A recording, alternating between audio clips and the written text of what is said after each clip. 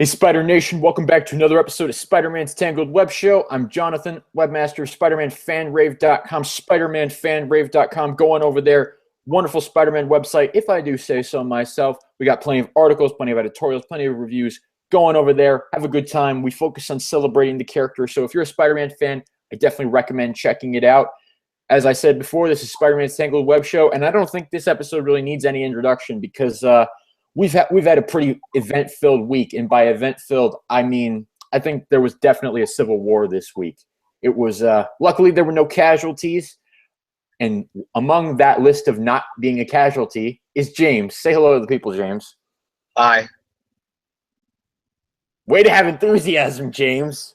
Way to have enthusiasm. Well, I want to get to the movie talk. I don't want to say too much. It's just a simple hi. Anyway, James, how's your week going, sir? How is life treating James on this wonderful May 7th? Tired. Knees kind of keep me. Yes. Unfortunately, I am still one-handed, and I will be for at least another week. So I will admit I'm starting to lose my patience with this, but you're not here to listen to us bitch about our health problems, I guess. You are here to listen to us talk about Captain America Civil War, specifically one character in Captain America Civil War. But don't worry, we will talk about the movie in general as the show goes along. Now, before we get into the movie talk, we have to do this because, you know, there's always going to be someone or some people, singular or plural, who are going to say, "Oh my God, you didn't warn us about spoilers." Because, you know, evidently when we put Captain America Civil War review in the title of the show, apparently spoilers aren't just understood. So, yes, there will be spoilers in this episode. Major, major, major spoilers. So, if you have not seen this movie yet, if you are not going to see the movie for a while, you need to turn this off now because we will be talking about the movie in depth. So, spoilers galore. I'll give you 5 seconds to turn it off. But to be honest with you, if you're watching this, you haven't seen this movie, you shouldn't even be watching this yet anyways. So 5, 4, 3, 2, 1, spoiler time. All right. So this week voice crack there, I'm sorry. This week we finally got Captain America Civil War. We finally got our first look at Tom Holland's MCU Spider-Man. And so we'll just go out there with the general opinions on him. Do we like him? Do we not like him? Just general thoughts. James, we're going to start with you. What did you think of Tom Holland as Peter Parker in Spider-Man in this movie? Very good. I mean, like, it's really hard to explain it because a lot of people are saying, well, we can't really judge it yet because it's only 2 scenes and blah, blah, blah. Well, 3 scenes, technically, we count the end credit scene. And it's like, a lot of people are saying you can't judge it, but I think you can because when you got a lot of those moments that he's very Peter Parker in Spider-Man. Like, one of the complaints a lot of people had about, the last 2 castings is that, Toby was a very, very good Peter, but he wasn't really that good of a Spider-Man when it came to the equipping. And Andrew Garfield was very good at Spider-Man and not really what people thought of when they saw Peter Parker. Here with Tom Holland, though, and with the scenes where he's Peter, he's very Peter Parker. It's a very don't tell my aunt I can't go to Germany. Oh, I got beat up by a guy. Steve, is it Steve down the hall? No, it's Steve from Brooklyn. These are very Peter Parker moments. That's the Peter Parker high school kid. Peter Parker, down on his luck, can't catch a break. All that stuff. And then you get to Spider-Man, and he's making Star Wars references, and you're under arrest, and people are saying, "Hey, is this your first fight? Because you're not supposed to talk this much." I mean, he's very Spider-Man. I mean, like, they're running and doing the dramatic super run, and he's going, "Guys, they're not stopping. They're not stopping.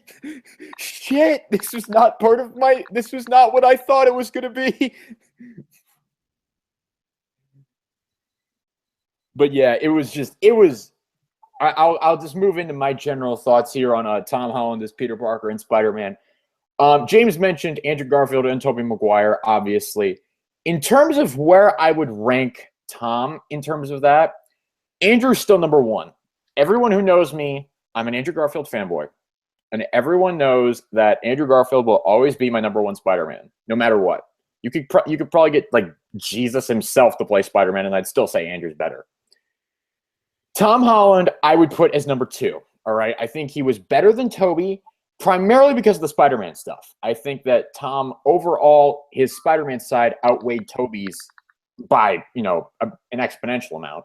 Not to bash too much on Tobey, because I think a lot of the problems with Tobey's Spider-Man came more down to the writing and not so much his actual portrayal of the character. I think it was more the script was lacking and not so much the actor.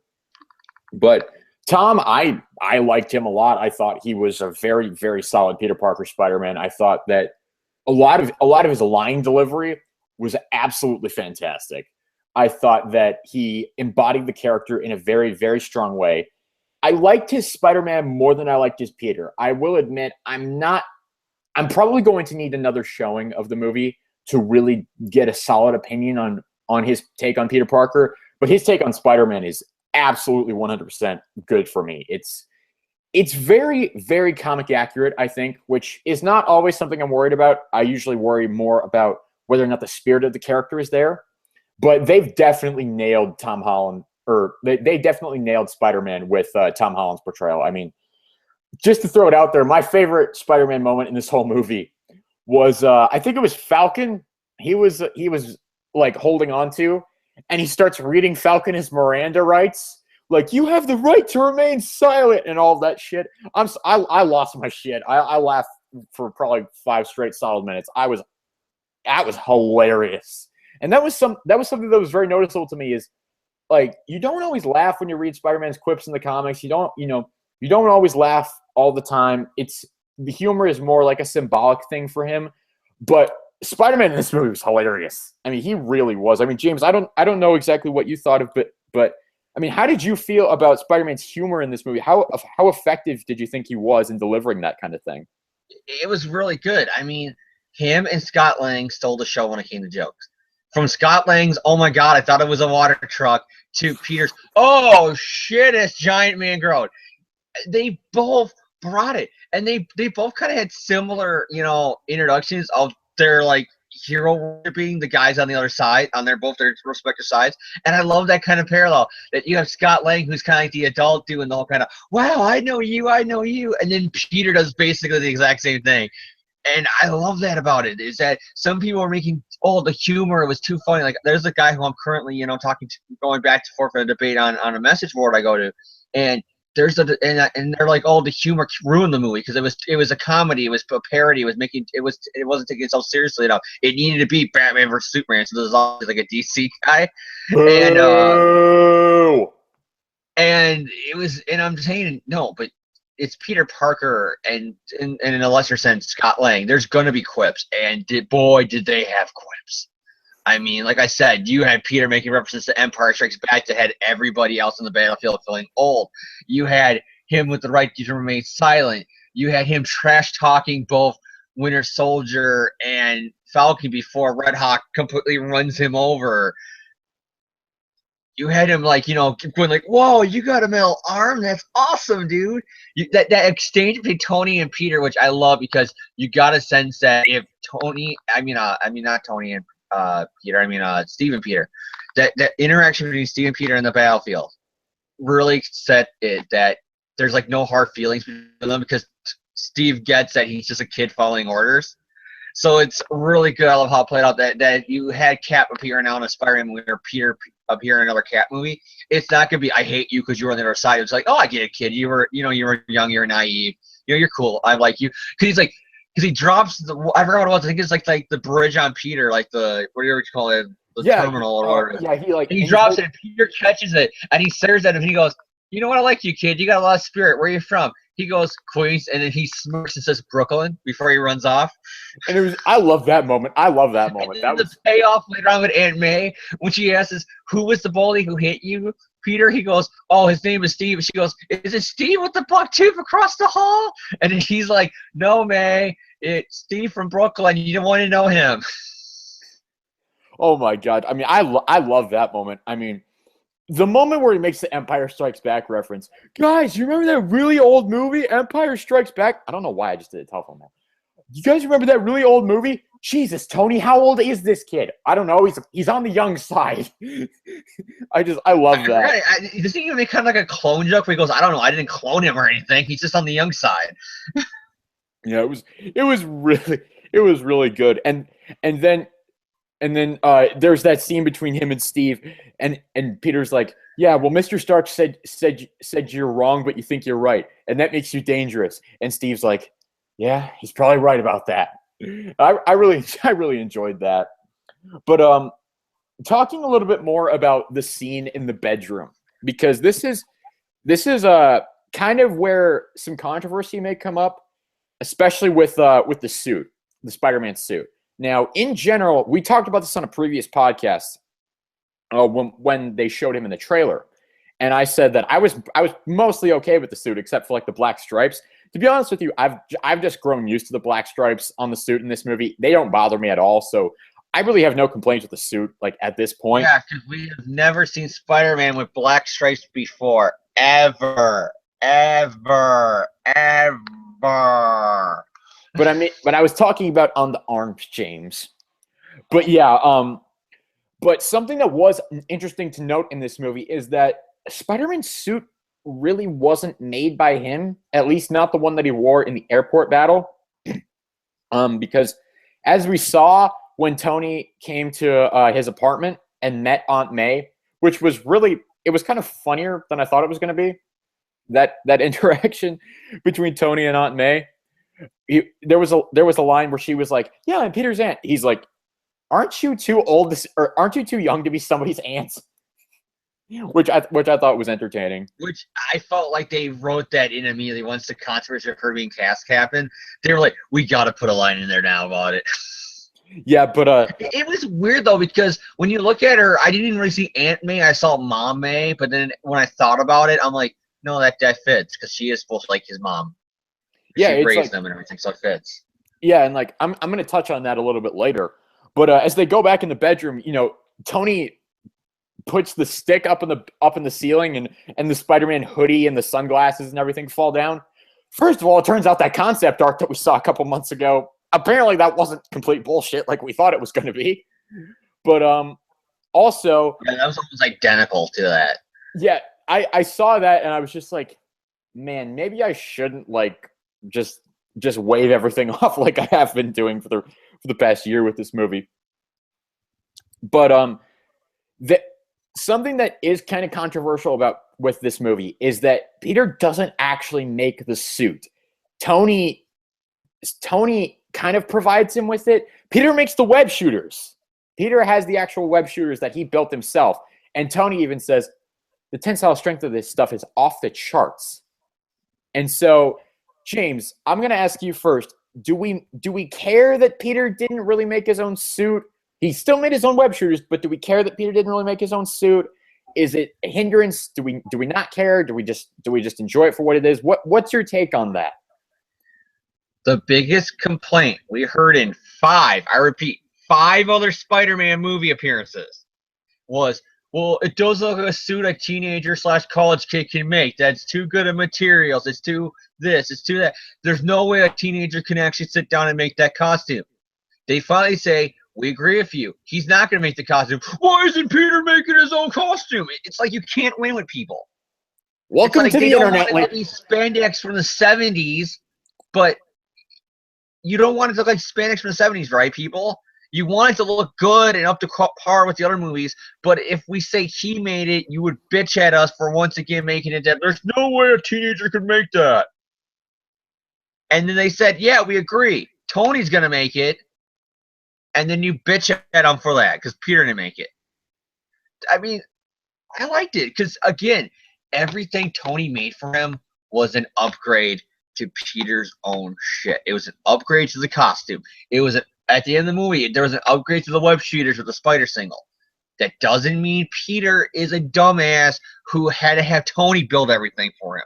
No, this isn't the current Amazing Spider-Man comic book. This is Tom Holland's Spider-Man in the movie. They have outright said he went dumpster diving for DVD players and old 80s computers and stuff like that to build tech for Spider-Man. Tony went, hey, you don't have to dumpster dive and look like a poor kid. I'm just gonna give you the tech here for it, and it'll be badass and awesome and cool. What's wrong with that? It's still his inventions. It's still his blueprints. It's his idea. Like I will agree with you, James. I have no problem with Tony giving him the upgraded suit, because here's the thing. It's like, for one, Peter still made the web shooters. And so the big, like, high-tech science stuff that, needed to show off the character's intelligence, that was still there. And even Tony Stark was impressed by it. So they're clearly showing, okay, Peter's not... Who helped you make this kid? He goes, nobody. It was just me. It's like, okay, we've proven very clearly there that Peter is an intelligent person, and they've developed that aspect of the character. Okay. But you know what other aspect that they're developing that, apparently people have always wanted, but now that they're getting it, they're bitching about it. Peter Parker living in a realistic, single mom, even though it's his aunt, but she's basically a single mom with him now, in a realistic single mom scenario. You think Peter's going to be able to, like, afford the materials for that shit? Not really. They've, like James said, they said that he was a dumpster diver for this stuff. It doesn't bother me that Peter doesn't have access to these materials. In a 2016 single mom scenario in New York City, hell no, he's not going to have access to those materials. Not even close. So, yes, I am okay with this. I'm perfectly fine with this. It does not. How do you feel about the changes in the spider sense that they say that the eye sockets on the mask are, like, helping control the spider sense? Because if not, it's just warning them about every little thing. Isn't that, like, they've always touched on the spider sense in the comics, and to be fair, like, the spider sense kind of it varies depending on who's writing the character. Like, sometimes per issue. Sometimes it could be a villain surprises them and says, like the original Clone Saga, like right here. Miles Warren, it says, oh, your spider sense never came off when Jackal was near you because it sensed Miles Warren under the mask. But then later on with Mary Jane, when she's in the apartment, he's like, oh, I sense Mary Jane. She's in my apartment. Okay. Yeah, so it's like, it doesn't bother me that Peter, like, is sensing everything around him, because, like, that's usually what the spider sense is supposed to be. So that doesn't bother me at all. And so that line, I didn't really think anything of that. It's just like, which makes sense. He would perceive everything as a threat, so he needs that to focus on what's coming at him. Yeah, and so, like, I didn't mind that at all. And, like, I've said it before, the suit in this movie, I think it looks really good. I don't have any real big complaints with it. I mean, James, it's been a while since we talked about the suit, and, really nothing's changed. But how do you think the suit looked in motion? Did you generally approve of the look in this movie? Of the suit? Yeah. Yeah, I liked it. I'm really happy that the hoodie, besides for like a few grainy YouTube videos that we never really got a good shot at it, so it didn't really bother me and it made sense. So I can't really say about that. But the main movie suit, yeah, I liked it because it was just something about it with those eye sockets, how they're able to move up and down, that you actually looked at it and it's like, I know it was CG and a lot of people were pissed off about it, but at the same time, we saw Peter. Yeah, and it's like, you saw him, you saw the emotion. It wasn't just the man standing there and then he has to lose it or whatever so that we get the emotion. You see the emotion for the mask. You see when he's all like, his eyes are widening out when something, big is happening and all that stuff. It made sense. It wasn't just like, okay, the fabric would never do that, because we saw shutters that, okay, the suit is made that way, and it's made that way because his spider sense is going to go off the chart. So they explained it. So they explained it was kind of like explainception.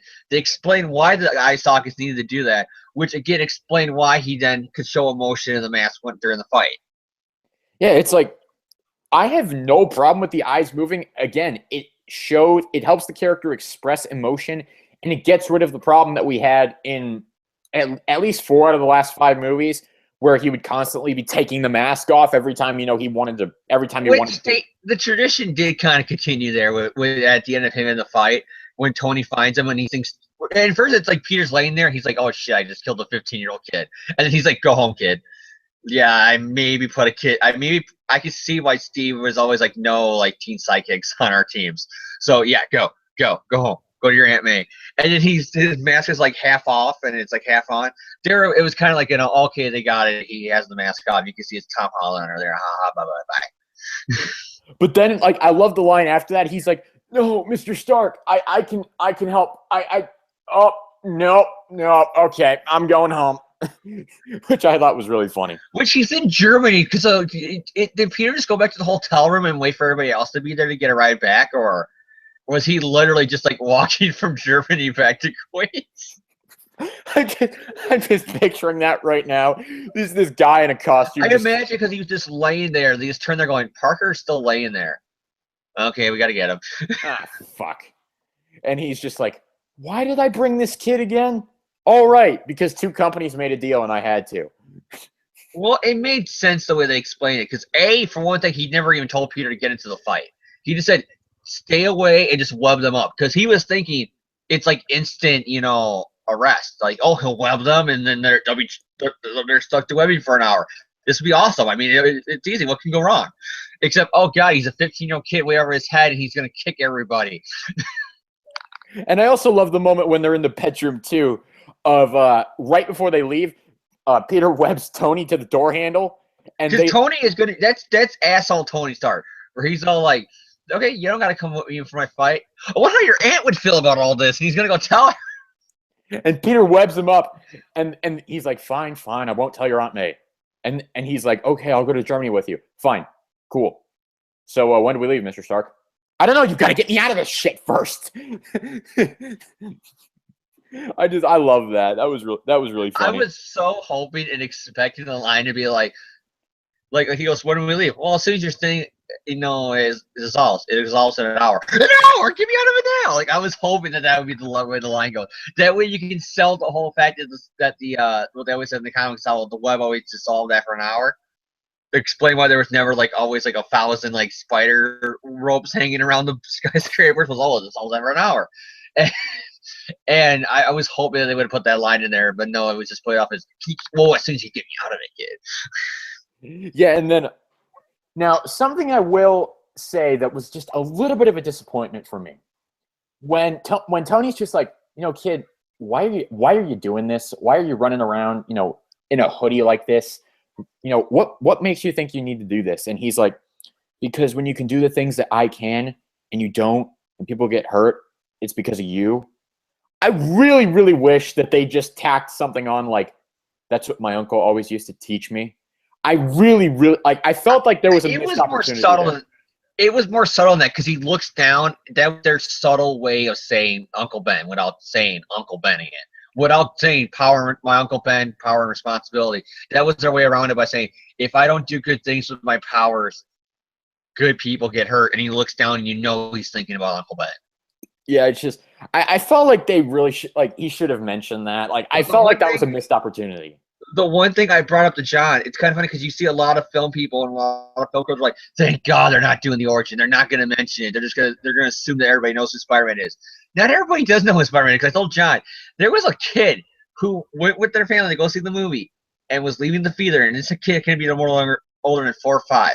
Where when they're walking out of the theater, he turns to his mom and goes, Mommy, why was that kid have spider powers? Now, so up there, it's kind of like, okay, I hope they're in their solo movie. They at least name drop it where, like, he's in the middle of a fight. He goes, this is worse than when I got bit by the radioactive spider, or like something, now there's a full, because that's the way I always said, if you're going to do the origin, do it quickly. Do it as either a quick flashback or a one-off line. Don't do a whole movie about it again, but just do it like it's a quick little line. Bit by radioactive Spider-Man goes dead. Okay, boom, you're out of there. You got the origin out of the way. I just find that funny how they kind of tiptoed around it with what happened to me, and good men die. And then here was this kid who was like, Mommy, why does he got spider powers? Yeah, I mean, I for one would never want to see like a full-on origin movie again. I agree with James. Like, if you're going to do it, just name drop it, do it quickly, and then move on. Because everyone knows, well, apparently everyone except for that kid, knows who Spider-Man is and what his backstory is. But that is kind of true, though, because, like that kid, you got to think is probably his only other experience as Spider-Man is probably Ultimate Spider-Man, which I haven't watched that cartoon since the first season, but I don't think they really mention, Uncle Ben and the death because it's a kid's show. But I think So you they got do to it. think a lot of kids probably, if they didn't grow up with the movies now, because you're thinking that's probably we're getting close to almost like what 3-4 years since Amazing Spider-Man 2. Amazing Spider-Man 1 was like 4 years ago. ASM 2 was only 2 years ago, so. But yeah, but still, I'm just going by this kid's still young enough where he might not have, he knows Spider-Man, but he doesn't know how Spider-Man became Spider-Man. But I mean, the last, like, well, maybe not the last thing, but like the last big thing that I want to touch on is Aunt May. Okay, that sounded kind of wrong, but I want to touch on Aunt May. But You mean extremely attractive Aunt May, the way Tony calls her in the movie? you're extremely attractive, Aunt May. I was just like, because, and for context here, of course, we know that Tony and Pepper are taking a break. Oh God, where is this going in the Solo movie? But I think it's more of, I don't think Tony actually is going to bang Peter Parker's Aunt May. And thank God, because that'd be kind of creepy if Tony starts banging Mary Jane in the comics and then Aunt May in the movies. It was like, God, is Peter getting fucked over big time? And, but, I think it's more played off as the whole kind of, getting underneath Peter's skin, kind of, because that's Starky Tony Stark. Oh, I'll hit on his head in front of him. It'll make him uncomfortable. This is fun. I think that's more of the way he was playing it off on, was trying to see what makes Peter tick, kind of thing. Yeah, I mean, just talking about Aunt May and Marissa Tomei, just very briefly, because I mean, there wasn't that much of her, but she was perfect. Like I thought she nailed like the motherly role. I mean, like, to be honest, her job wasn't that hard. It's probably not that hard for Marissa Tomei to play a motherly figure in a movie. But I thought she was perfect, and I loved particularly the post-credit scene with Peter and Aunt May. And like you mentioned, James, the line Steve from Brooklyn, you wouldn't know him. I mean, I love that, and because you got the sense of classic Aunt May there for a second there. Like, even though she is like in her 40s, 50s, somewhere around there, right? like late 40s, probably. I think late 40s, early 50s, whatever it is. And she is saying, is it Steve from down the hall with the buck tooth? You can see classic Aunt May saying that, like, oh my God, wasn't that Boldy from across the street? You can see old Aunt May saying that from like the Ditko era. And people are like, no, it's a guy from Brooklyn. You want to know him? Well, I told you Brooklyn's the most dangerous part of New York City, Peter. Never go to Brooklyn. Like, you could almost see her going down that road. And that line was very Aunt May. Yeah, and I love that. And plus, it's like, you walk in, like Peter walks into his apartment, and there's Tony Stark sitting with his Aunt May, and it's just like, I love the way they played it out too, where he's like, "Hey Aunt May, there's some really rich car." Oh my God! Like the way he plays off. Hey Aunt May, there's some rich guy here, and there's a really nice car, and oh my God, Tony Stark is in my room. And he's just like, "Yeah, I was just telling your aunt about the grant that you won. Oh, does this grant? The way he's doing it too, he's like, he's trying to protect Peter's identity. Because I think while talking to Aunt May, he got a sense of she doesn't know. Okay. And then, like, it's that classic Tony Stark thing from the first movie where he can't keep his own secret identity. So it's like completely obvious that he's giving away to Peter that you're a superhero to his aunt. Because he's just like, it's about the grant you won. Yeah, it's like the wink, the way he's doing the wink, it's like he can't even wink. Like Sly, like, going like this. He's like this. It's like, Tony, Jesus, this is hard to watch, but like, and I think that's what they did that way. They're like, because Tony couldn't even keep his own secret identity, so of course he's not going to be able to keep Peter's. And then I love Peter's line of this grant. Does it involve money? I was about to say that line when I heard that is Peter Parker, because New Avengers, he says that. Hey, I can really use the Avengers money if I join the team. There's no money now. That's so me. Like, that's the same thing there. Like, so Peter goes, is there any money with this grant? He goes, well, yeah, it's a grant. But you always get the sense of Peter's like, well, I wasn't expecting him to actually say yes. Things are looking up for Peter Parker. Oh, yeah, that was the MO to cover up your aunt while I was calling you out. There is no grant. Fuck. Like, you can say that's classic Peter Parker. I mean, that really is, like, down to a T. That is the Parker luck, isn't it? But yeah, I mean, can we think of anything else really that we need to touch on with Spider-Man in particular with this movie? I think we've hit on pretty much everything. Just about, like, you can even say a thing about his, like I said, him with everybody. And I love that about it, is that he now has experience with everybody. So when he quips about, wow, this is worse than being punched by, blah, blah, blah. Like in the comics, I used to always say, this is worse than being punched by four or something like that. At least now you got kind of context where he can now say, wow, this hurts like, oh, he almost took my Scorpion's tail, took my head off. It was almost like when Cap threw his shield at me. Like now you get that, now you can get those classic comic quips like, oh, I wonder if Captain America has to change in the bathroom of his school and stuff like that. Like now you can do that stuff, and I love that because he had his experience. He had his moment with Steve. He had his moment with Tony. He had his moment with Hawkeye and Ant-Man and all of them. And so he can say those classic lines like we go, I bet you Ant-Man doesn't get treated this way. Which are hilarious when you read a lot of those old Ditko issues where he's all like, I bet Ant-Man's not treated that way. Yeah, Ant-Man's a dick. Or he's stopping some thieves or whatever, and one of them tries to punch him, and he's like, "Please, I stopped a guy with a metal arm from punching me. You don't scare me at all." And one nice touch, John. I don't know if you noticed it, but during Bucky's escape scene, there's moments where he's with the metal arm, like punching people through walls. Like he's like stopping guns and breaking them in half with his metal arm. They are selling that arm is like unbreakable. It's made out of vibranium or some kind of really great alloy. Nothing can break it. It's destroying everything. He's throwing people through windows and stuff like that with that arm. And then one punch he sends to Spider-Man. It's caught. And you immediately, because you just saw the damage that arm caused in his breakout scene, you're just like, oh shit. When Peter stops it, you get this moment of, look how strong Peter is. That this metal arm that was destroying everything in sight gets stopped. And then Peter goes, oh, that's awesome, dude. It completely makes Peter look like he can hold his own with that guy who completely destroyed the whole goddamn prison. And we were talking about Bucky's metal arm. Yeah, it's indestructible until Tony Stark, blasts it right off of him. Well, you know what I mean, though. I mean, like when they were shooting regular guns at him, and he was like using it to block. Yeah, it's like he's throwing people. I don't mean like other superheroes, because obviously Peter could grab it and stop it. I meant like this was a guy who was like breaking guns and like punching people through walls and all that stuff. Oh yeah. With that arm, and then here he goes to punch Spider-Man, and Peter stops it. He goes, "You got a metal arm? That's awesome, dude!" Because it sells right there that Peter has the strength of a spider. Oh yeah, it's great. So I don't think there's really anything like more Spider-Man centric that we can talk about with this particular movie.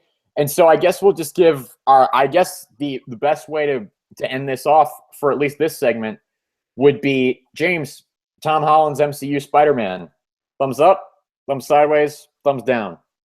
Thumbs up. Like I said, he nailed it. This is Peter Parker we're seeing. We're not seeing, a very good Peter Parker and then a Spider-Man with Tobey, who was, I'll admit, I love the Tobey Maguire Spider-Man movies, but I can only think of them on the top of my head like 4 or 5 quips he had in that whole series. There was, here's your change, and then that whole, hey, settle down, kiddo, mom and dad are talking when Joan and the Bugle. Oh, and another joke that he had that I love the scene, and I would have hated myself if I didn't mention it, is when Winter Soldier throws the car door at him, and the camera work is you just see Winter Soldier throw the car door, and then I was in here, hey, I think you dropped something, mister, and he looks, and here comes the car door back at him. Oh fuck! and I also love Falcon's line when someone's like, man, what the heck is that guy doing?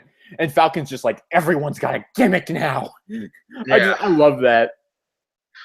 But yeah, like I said, the Raimi one, like I said, you can probably name off the top of your head like all the quips that movie had. So all 3 of those movies had combined in one hand. And then you had Garfield, who had the quips, he had the joke, he had the humor. But when it came to Peter Parker, I agree, he was skateboarding emo guy for like a lot of those scenes. It was like, look at me, I'm skateboarding at school. I'm too cool for school. I'm a loner. My parents are dead. You know what I mean, though? He had those really like too cool to be the nerdy Peter Parker almost in some of those moments. And here with Tom Holland, you got a sense of there's the nerdy Peter Parker. You got a sense of there's genius Peter Parker. You got a sense of there's teenage Peter Parker. There's Peter Parker trying to be a superhero. There's Peter Parker with the Parker look. There's Peter Parker with the doting in. There's Peter Parker and his reaction with the other superheroes. You got all that. So, James, is it fair to say that Tom Holland's your favorite on-screen Spider-Man so far? Well, like I said, I can't say that because for all we know, his solo movie can be shit. Right now, it's really good, but I gotta wait till I see a whole movie where it's not just him in there for like, what, 20, 30 minutes, however long he was in Civil War. Yes, so I will give Tom Holland a thumbs up as well. I enjoyed him. Once again, he's my number 2. I still like Andrew Garfield better, but Andrew Garfield's Spider-Man is always gonna be my favorite Spider-Man. So it's almost kind of not fair to compare him. But yeah, Tom Holland, I thought. Wow, John, completely being biased there. It doesn't matter what he do, he'll never become number 1. Well, you know what, James? For all you know, his solo movie could come out, John, and even you by the end of it could be like, you know what, he was better than Andrew. Well, he's not better than Andrew right now, James, but still, I enjoyed him. I thought he did a great job. So thumbs up to Tom Holland on this one. But that is kind of a decent segue here because we would like to talk a little bit about Spider-Man Homecoming, just what we're hoping for from it, some expectations that we could have, or at least some predictions that we could make. And I think the biggest one to start off with is, where do Peter and Tony go from here? Because, I mean, the last thing we see of them is Tony saying, I'm going to go call Aunt May, which it's like, that's got to be an interesting phone call. I mean, obviously, I'm going to assume that he didn't actually call his Aunt May, but it's just like, I think it was more of a, if you don't leave, I'm calling your aunt and telling your secret on you. That's what I took it as. Yeah, don't, Peter, time to go. I'm going to call Aunt May. And the people are like, no, Tony, okay, yeah, you're right. Well, it's like, she had. I can imagine it being something like, oh, hey, Peter, for the grant, I took him someplace, and he's kind of feeling a little bit homesick. I'm going to have him sent home to you right away. So you'll be on the first flight back to New York. Yeah, because I was like, I imagine it was that. Like, because he really went to Germany. It's like, she's gonna have to know like where he's been for 3 days. Well, I think it was. I think Tony said when he left the room, probably like, "Oh, Peter, so you're ready to go for the grant?" And I don't know if Peter told you about this, but he's gonna have to meet other students, and it's it's in Germany, and it's because all this stuff. Oh, that's fine. Peter can go do that. I'll chaperone them, and then you can play it off. It's because she's gonna read the news about the hero fight. You could play it off that Tony told her on the phone. Hey, yeah, I was supposed to watch the kids, but this thing went down. I had to be there, and so I'm sending them all home early because I wasn't able to watch them. Okay, that's fine. Yeah, and so why does Peter have a black eye? Steve from Brooklyn punched me. Yeah, Steve from Brooklyn, he punched me as I got off the plane. Why did he? I like their reaction together, but at the same time, I was thinking like, I hope that this is not the movie. That it's just going to be Peter and Tony teaming up together. I hope it's going to be a case of Tony is showing up maybe every once in a while, like, hey, Peter, how do you like the suit? Or him being like, yeah, how do I get this thing to work now with my web shooters? I hope it's going to be something like that. Or, like, I think we talked about this. Or maybe even better, classic Peter Parker, his suit rips. And he's like, fuck, I can't fix this. I don't know how to sew. Goes to Stark Tower. Hey, Tony, can you sew this up for me? Actually, kid, that is on sewable. It's some really rare thing. You ruined it. God damn it. Like, something like that. Like, I want it to be, like, quick stuff like that. Like, where it's, like, maybe 1 or 2 scenes that Tony's in it. But here's the I don't want it to be the whole movie. Hey, Peter, with your grant, that means I'm banging your aunt and I'm hanging on your house. I'm your new uncle. I hope it doesn't turn into that. But, like, here's the thing, though. I don't think Tony's going to have such a minor role because it's Robert Downey Jr. Like, he's not going to be, like, a quick cameo. I get that. But I hope it's just, like, a few scenes where he's once in a while going back to Stark Tower. Or maybe it's Avengers, mansion, and he's getting training from them. Yeah, it's like... And you can just pass it out that Tony's the only one there when he's getting the training. And we've discussed this before. It's like, maybe it could be like they did in Amazing Spider-Man number 600, where the Avengers, like, there's some massive problem going on in New York City. The Avengers are there trying to deal with it, and Peter's going off to fight the big bad guy. And then once the Avengers have dealt with, the big outbreak problem, they say, oh, hey, let's go deal with the big bad guy now. Oh, hey, guys. Oh, yeah, I already dealt with it. The kid dealt with it?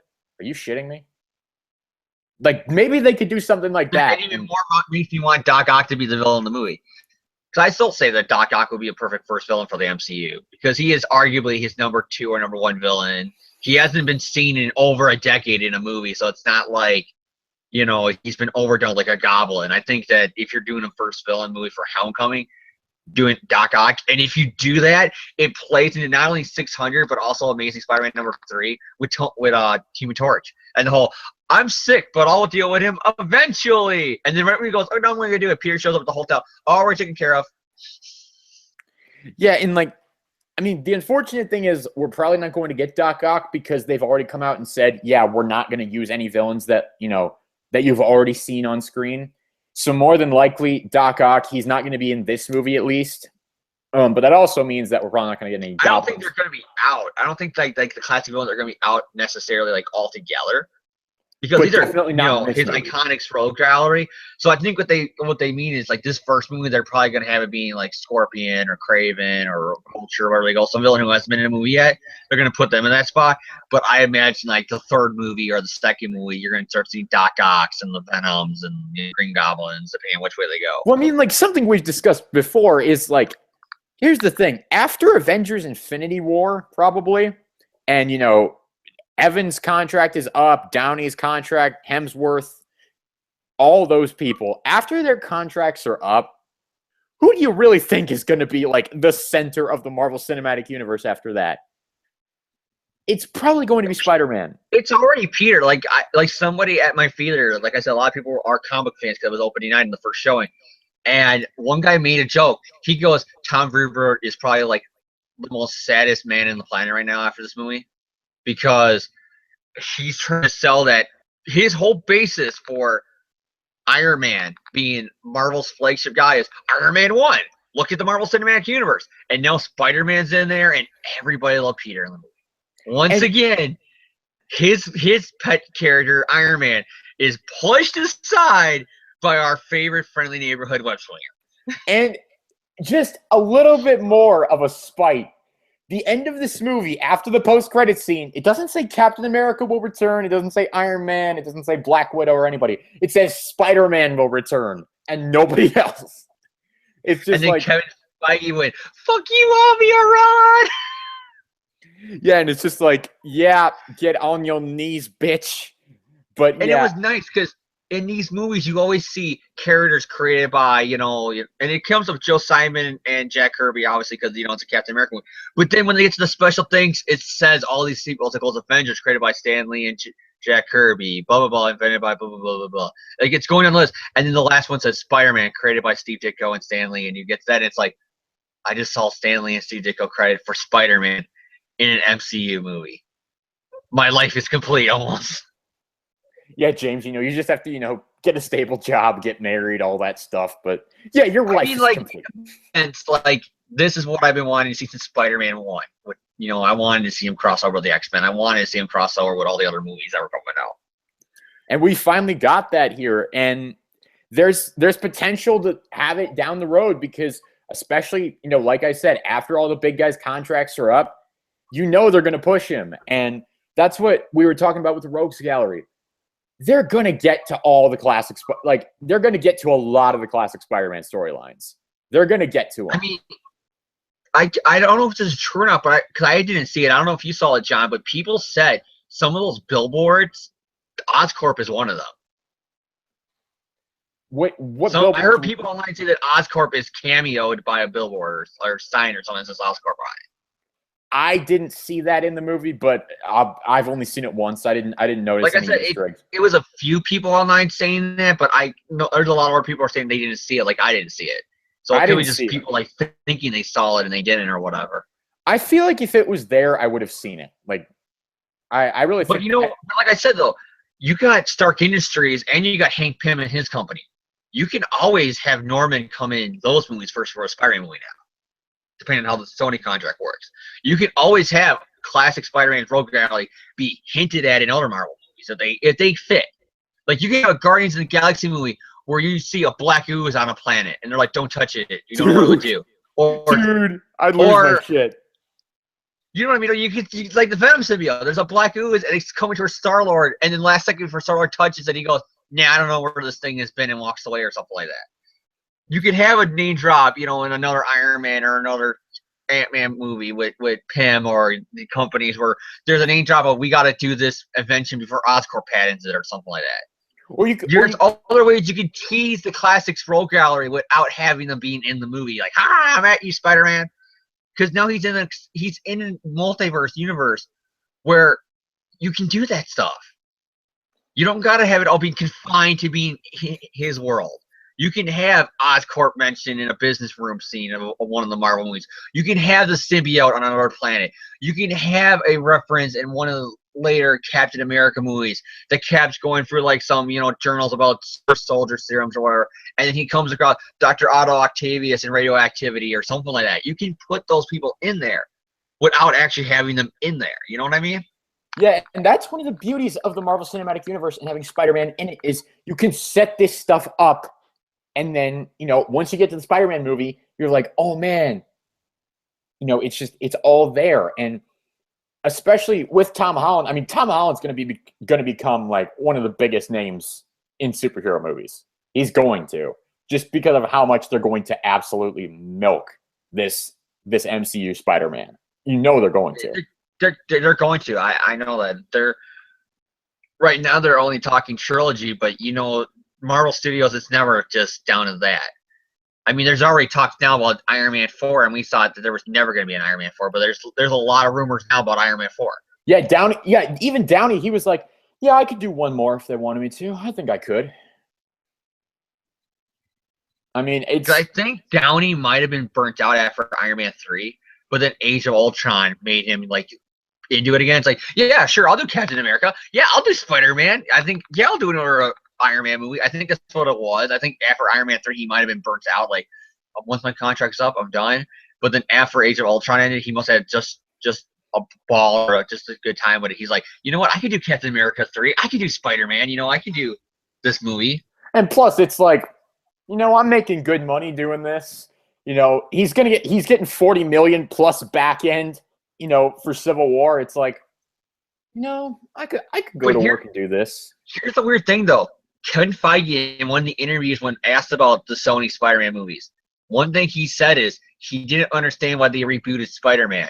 Because at MCU with the Marvel Universe, they have a game plan that they want to make these characters like James Bond, that if we don't get the actors back, we'll recast. We're not going to reboot. We're going to recast. Yeah, which makes me think, going by that interview, they already got contingency plans of here's this actor replace Tony Stark. Here's this actor replace Steve Rogers. Here's this actor replace Tom Holland.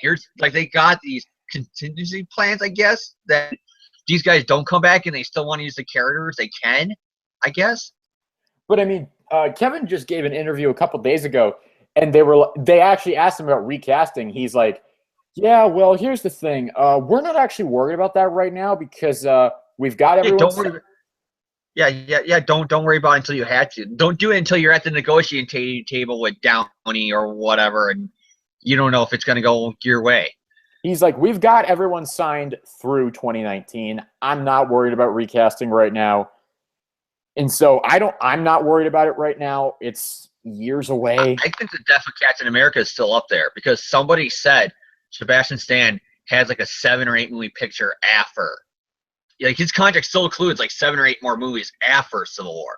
So I think they're already thinking if we don't get, Chris Evans back, there's enough time for us to do a Chris Evans dies and then Bucky takes over as Captain America movie. And he's capped for a while there until we either get Chris Evans back or we recast or something like that. Yeah, but it's like, I mean, I am very, very excited to see Spider-Man in the Marvel Cinematic Universe now. I'm very excited. I can't wait. Because now it's just like I said, it's that universe growing. It's that whole thought that somewhere in the MCU, not only is there Spider-Man now swinging around in that Tony Stark costume fighting crime, but there is an Oscorp that's now, up there as a business rival to Stark Industry and Hank Pym's company. There is an Otto Octavius somewhere with reactivity. Somewhere in space, there's a symbiote. These classic Spider-Man elements. Somewhere in Pittsburgh, it's Mary Jane with an abusive family, probably. Harry Osborn's there somewhere. They're there. They're not just like in their own separate Sony thing that can't touch these thing. Somewhere there's Everything we love about Spider. There's somewhere somebody is right now writing in a newspaper that Captain America is a fugitive, a terrorist, and an outlaw, and a vigilante because of what's going on. But he also is mad at Tony Stark because that goddamn Menace Spider-Man is on his side, and that's J. Jonah Jameson. There's somewhere there's Jonah at the Bugle, whether it be a website now or still a newspaper, is right now, writing trash articles about Tony Stark for having Spider-Man, the Menace Spider-Man, on his side, and is competing against that newspaper from the Daredevil TV show. That's mind-blowing. That's epic. That's awesome that they're one universe. It's so. I mean, I've said it before. I love the Andrew Garfield movies. And, go back to that episode where we discussed the Marvel Sony deal like 2 days after it was announced. And I still feel John bad. was wishing death on everybody who wasn't Andrew Garfield, pretty much. I was not, but I was being a complete and total asshole. I will admit that. And I still feel badly about that episode. I do. But, yeah, I mean, I'm glad to see Spider-Man in the Marvel Cinematic Universe. I really am. And so, just talking about Spider-Man Homecoming, we don't have any new casting announcements as of today. All the casting news we've pretty much covered on previous episodes, so if you want to hear us talk about those, you can go back into the back episode archives. And so I guess that's pretty much it for the Spider-Man angle of this episode. The last thing that we will talk about is we want to spend a little bit of time talking about the movie in general and not just the Spider-Man bits. And so anyone who, I guess if you're not interested in this part, just like hearing us, anyone who says, oh, this is a Spider-Man show, we come for the Spider-Man parts. If you're not interested, you can turn it off now. We thank you for tuning in. But for the rest of this episode... let's be fair, John. We probably lost some viewers, that were tuning in and think we're going to talk about the whole movie anyways. And they're like, oh, they're just talking about Spider-Man. But we will be talking about the movie in general for the rest of this show. So... If you're not interested in that, goodbye. Or if you are interested in it and you're just like now magically tuning in right at this moment because, I don't know, like the Force told you to or whatever, hello there, new viewer. But James, you and I talked about this a little bit, right after we saw the movie. Both of us saw this movie on Thursday night. I've only seen it once so far. I do plan to go back again, hopefully sometime soon. I got to say, this is one of Marvel's best. I think it is their best. I don't know. I haven't decided yet if I like it more than Age of Ultron because I loved Age of Ultron, but it's up there. In my opinion, like right now, going on first impressions, it's my number one.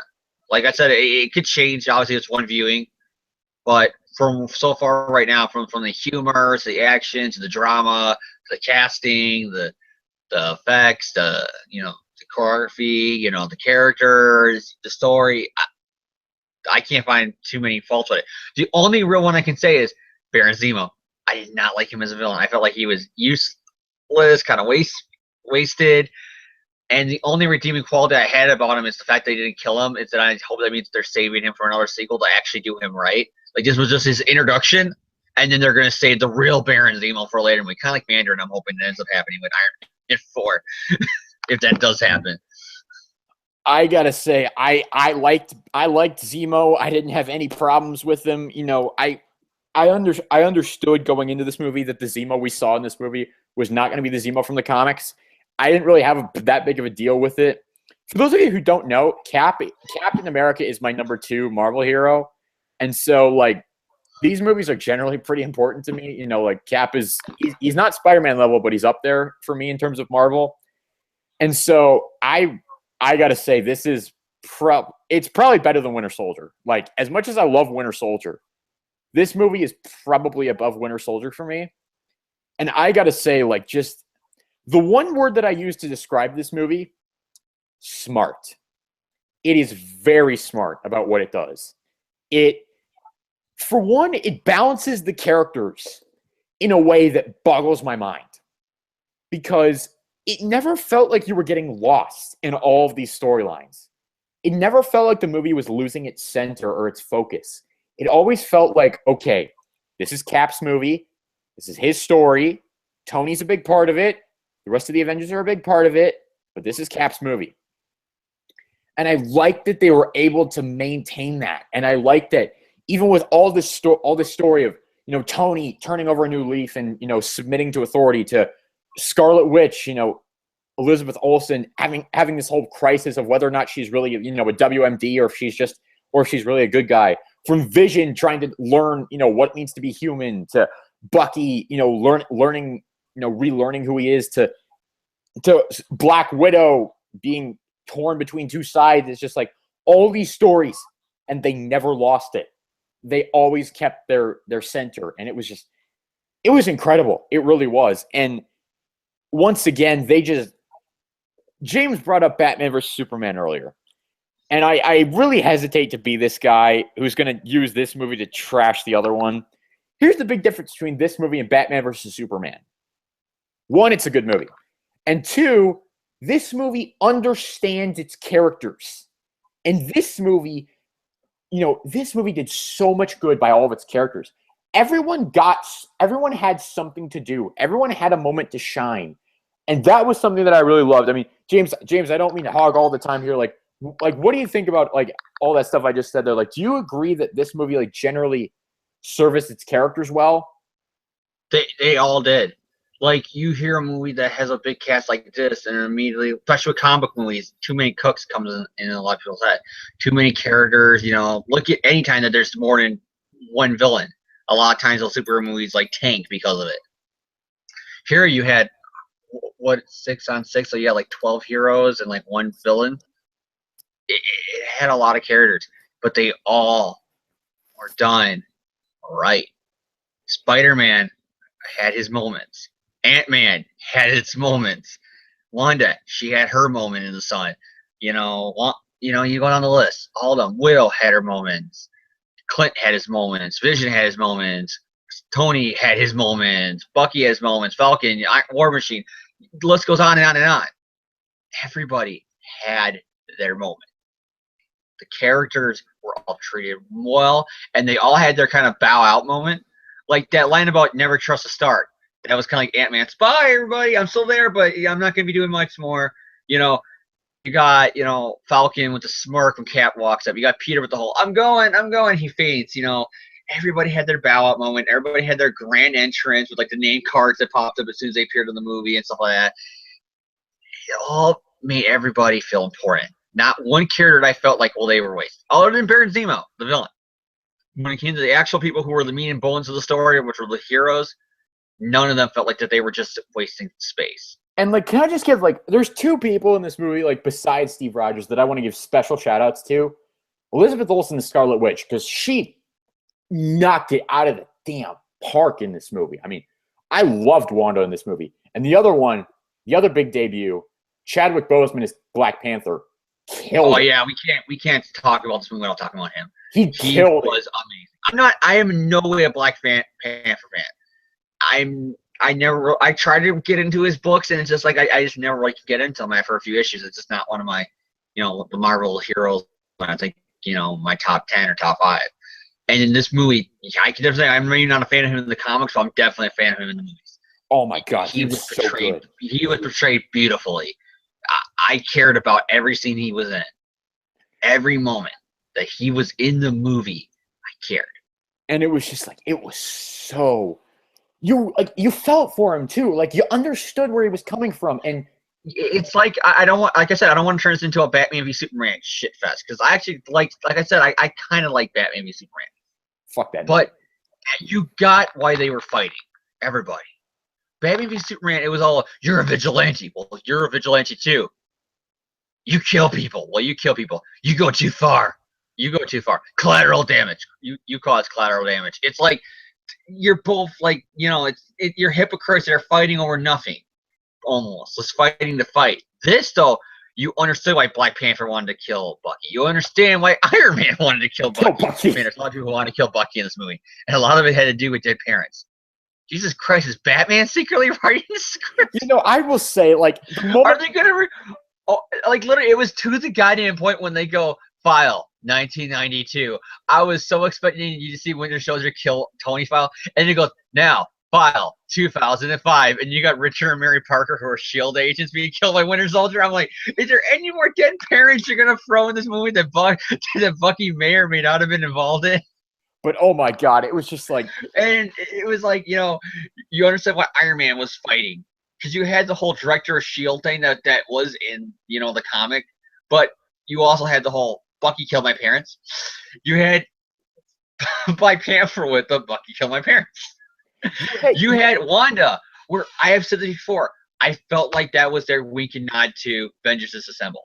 And the whole fact that her with the explosion of crossbones in the building, the fact that started this Avengers to start to disassemble, which I thought was perfect.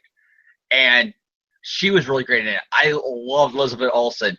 I loved her in the first, Age of Ultron, and I loved her here. She was amazing. I can't believe she's the sister of the Olsen twins, because I can't stand the Olsen twins. She is amazing. Vision, you got his moral, because if you read the comics, you understand his relationship with Scarlet Witch, and he's honestly doing this to protect her. And Tony's kind of doing it as though, hey, it's bad PR, but he's actually doing it to protect her. He doesn't want somebody to take a shot at her because of what happened. I just want to mention the hilarious moment where Steve's like, they're in the bedroom and Steve's trying to comfort her, because she's watching the TV and everyone's calling her a monster. And Vision just comes in and she's like, do you not know how to fucking knock? And he's like, well, the door was open, so I thought I could just phase in here like this. I didn't think it was that big of a deal. Anyway, it's really creepy though when you know that they hook up in the comics and get married and have magic babies, because it's really creepy that it's like she could be in her room when I'm sleeping. I was sitting here, comes Vision head for the wall. But still, you understood why Vision was fighting. You understood, why Wanda was fighting. You understood Black Widow's point of view. Where they point at her, aren't you kind of a hypocrite playing both sides? And she's like, I'm a spy, bitch. Kind of like, basically.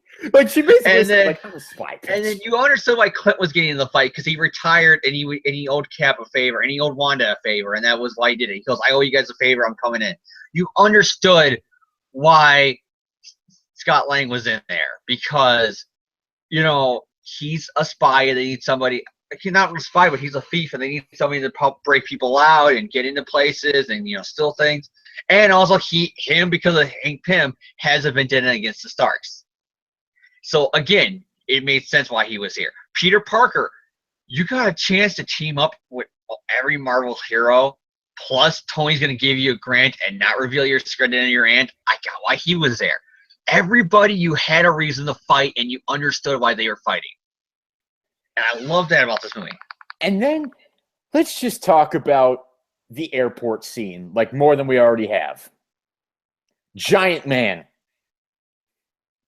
When that happened, I immediately screamed out, Giant Man! And the whole audience, and I love it. This happened twice in the movie. I went, it's Giant Man! The audience started cheering, and then the end credit scene with the spider signal when it popped up on the wall. I go, it's a spider signal! Somebody 2 rows behind me goes, you're damn right, that's a spider signal!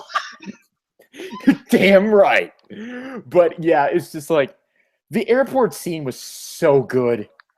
And then you had the final fight with Steve, Tony, and Bucky.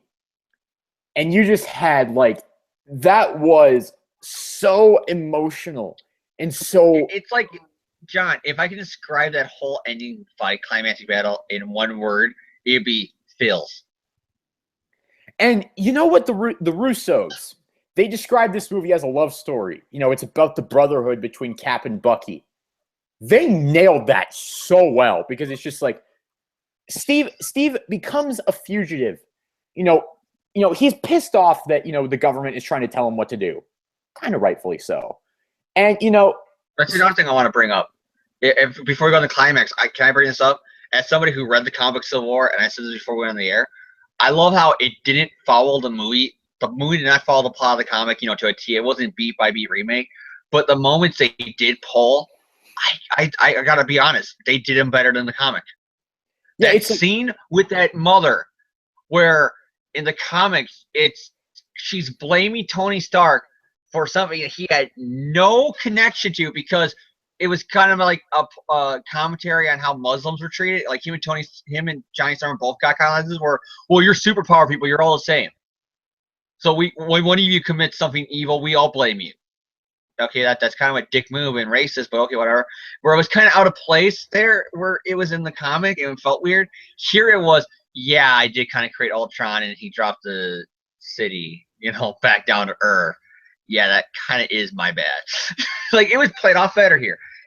And I love that about this movie, that they played off stuff from the comic a lot better. And like you said, they played off both sides better. You got that ending of Tony's back at Avenger Mansion and he's in the headquarters and he's in the office and he's running the team again. Where in the comic it was kind of played off as, hey, Mara Hill, I'm director of S.H.I.E.L.D. Do you want to see what's inside my pants? It's kind of like, Tony, did you do all this stuff to get in her pants? Like, seriously? And here it was played off as almost like he's like, I didn't want to be here. I quit at the end of Iron Man 3. I quit again at the end of Avengers, and here I am at Avengers' desk going through the paperwork, and I'm going through all this stuff again. Oh, yeah. You actually felt something for it now. You got Tony's point of view. You got that he feels remorseful for what happened. Not like the comic where it was like, hey, Cap's dad, Peter's aunt was shot, and half the heroes hate me or is arrested and in a prison concentration camp. But Mara Hill, how was it to go out to Saturday night? It was like really weird, the ending of Civil War. And here the movie, though, had it where you actually felt something, and they didn't kill off Steve. So you got the whole kind of Steve kind of be like, you know what? I don't trust you. Here's a phone, it's prepaid, and you can't track it.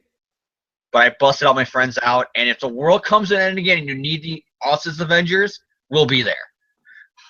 Yeah, it's like, I kind of hate you. I kind of like, when I had that shield in my hand and you were on the ground like a little bitch. I don't get a sense that Steve hated him. Yeah, I don't think Steve hates him, because I think Steve understands.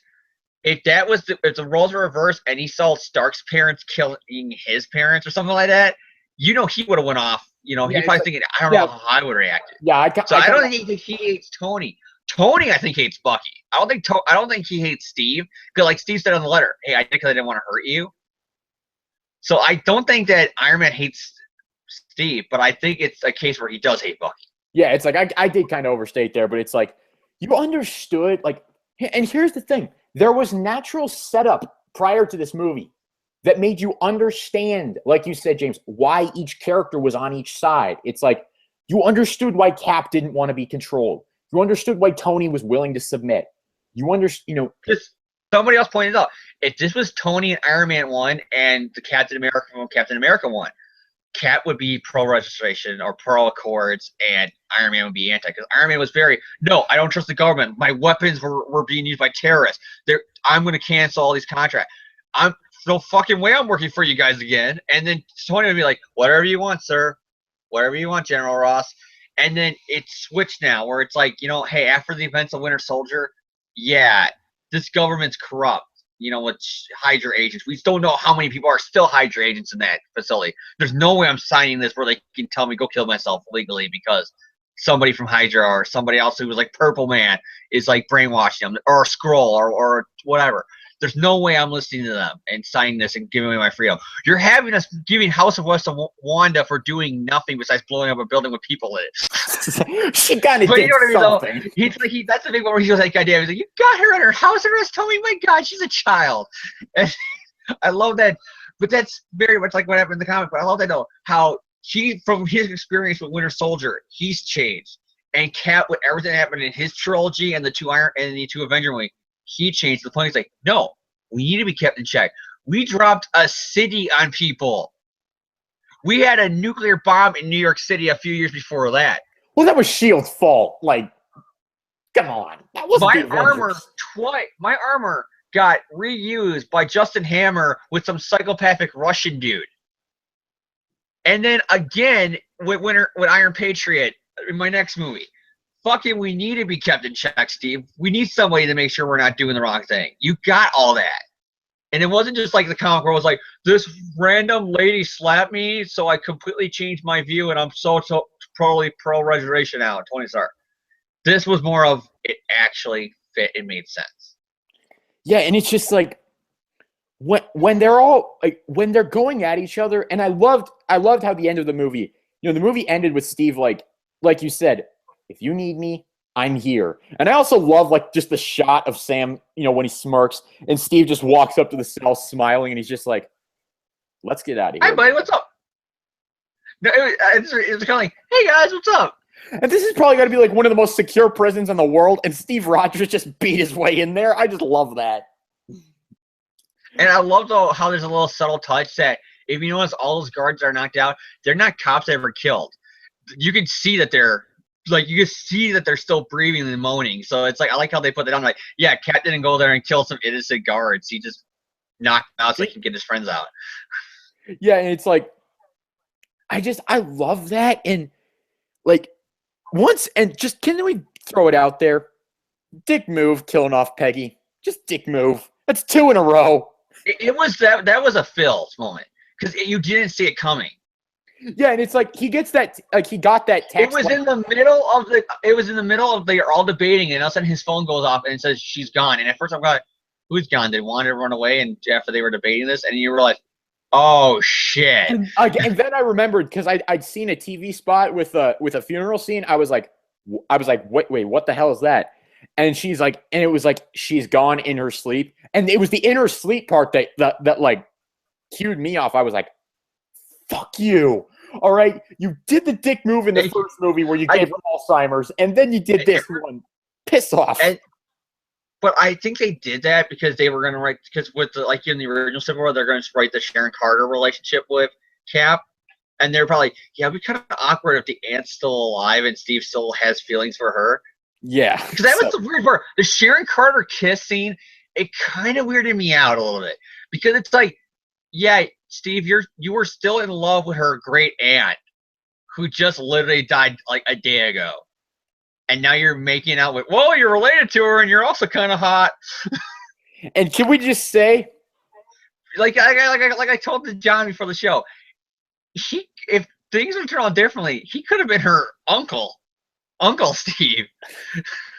But James, I gotta ask, can you move your seat up? No. I don't know why, but I laughed my ass off at that. And then, of course, the best moment though, like I said, that got a chuckle from my audience. Haha. But the moment that made him lost it was after the Sharon and the Steve kiss, and he looks back at Bucky and them, and they're like, "You go, man," with a nod. Oh my god, that was great. Because, like I told John, they both have 2 different experiences with him, and then. So you got like the old guy who's like who's basically Steve was his wingman. Like he was getting all the women, and he would go like, "Oh yeah, she's got a friend, she'll date you," and oh, you want a list again? Yeah, thanks for ruining it, buddy. You could have got laid. And then you had Falcon, who was kind of like Steve was like lost in time, and the woman I love is Alzheimer and 90. So both of them see him kind of like one is seeing him, hey, he's finally getting the girl, and the other one's like he's getting over her. It was kind of nice, not like. You go, Cap. You deserve it. And the whole, but it's because it's done in a whole kind of bro moment where it's like, you go, bro. That's. And I also love the scene where Bucky and him are talking. And he goes, "Hey, remember that one time where we didn't have train money and calling it on it? Yeah, because you wasted it all on ice cream. Yeah, because you wanted me to get it for a redhead girl you're dated." And then Bucky's like, "She's 90 now and probably dead. So are we, Mal. So are we." Yeah. He's like, man, she's got to be 100 years old right now. So are we, pal. I love, like, they nailed the Steve-Bucky relationship to a T. It was just like, it was so perfect, and you understood why Steve was doing what he was. You understood it, and it made sense, and oh, I love this movie. The only thing that kind of weirded me out was, and I'm joking, I heard people say this in the movie theater, and it's again to bring a Batman vs. Superman. People said it was kind of a Batman vs. Superman line, where Steve's like, don't kill them, Bucky, when the cops are coming in to arrest them, and like Bucky would like accidentally bump one of them to fall, and Steve would catch him, and he would stare at him like, dude, no killing. And it's like, Steve, you killed a lot of people in the opening scene. Wanda blew up a building. Yeah. Hypocrite? What?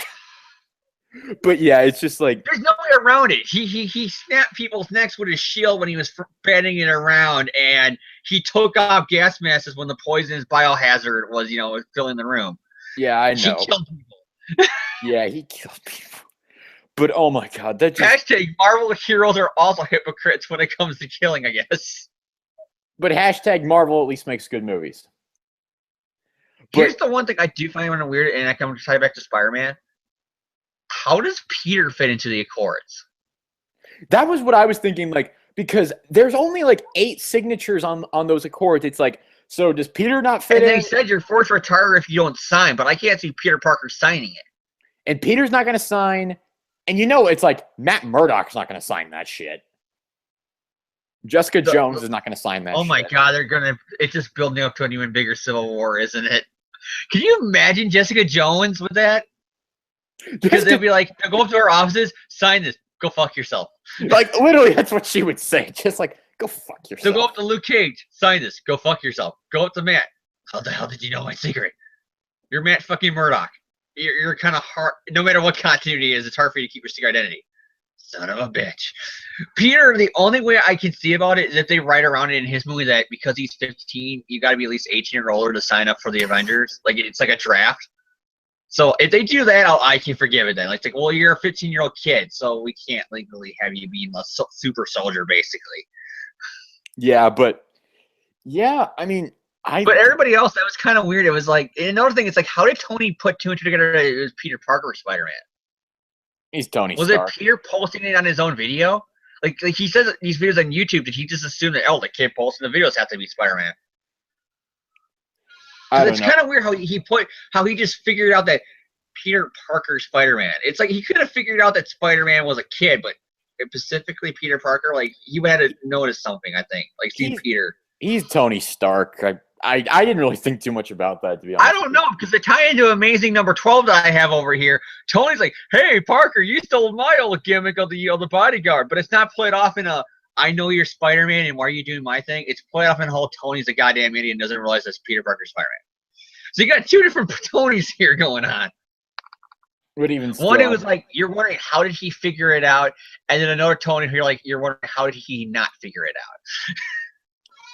But anyway, I mean, that's just like our general thoughts on the movie. I can't think of anything else I like really want to say because I've only seen it once, so I haven't really like had a lot of time to like really in deeply think about it. But I give this movie 2 thumbs up as much as I can do with this hand.